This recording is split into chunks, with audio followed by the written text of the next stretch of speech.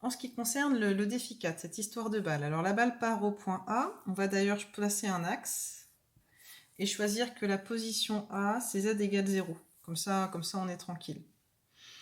Pour ZB, on vous demande d'exprimer la hauteur. Donc je vais retirer ça d'ailleurs. Pour ZB, où est ZB? ZB est ici, c'est l'altitude du point B. Par conséquent, si je devais représenter ZB à la règle, il serait ici. C'est la distance entre 0 et le point B en termes de hauteur. On vous demande d'exprimer ZB en fonction de L et alpha. Alors on voit que L, c'est l'hypoténuse, alpha est là, on a un triangle rectangle, on va donc pouvoir utiliser le SOHCAHTOA. C'est donc que le sinus de l'angle alpha est égal au côté opposé, ici ZB, sur l'hypoténuse, ici grand L.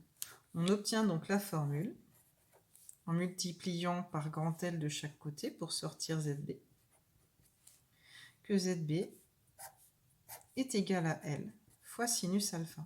C'est ce qui est justement indiqué ici.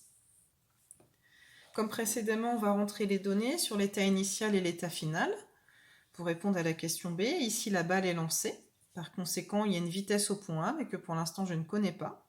L'altitude au point A est nulle. Une fois qu'elle est lancée, le plus haut qu'elle arrive, c'est le point B. Mais si c'est le plus haut, c'est le moment où la vitesse est nulle, ce qu'on a vu avant avec le saumon. Et une attitude ZB égale L fois sinus alpha. Comme avant, on va exprimer l'énergie mécanique initiale, 1 demi mva carré, puisqu'ici Z est nul, il n'y a pas d'énergie potentielle de pesanteur. Et à l'état final, il n'y a pas de vitesse, donc pas d'énergie cinétique, on a uniquement l'énergie potentielle de pesanteur cette fois, mgz, donc mg, L sinus alpha. Les points correspondent ici à des fois.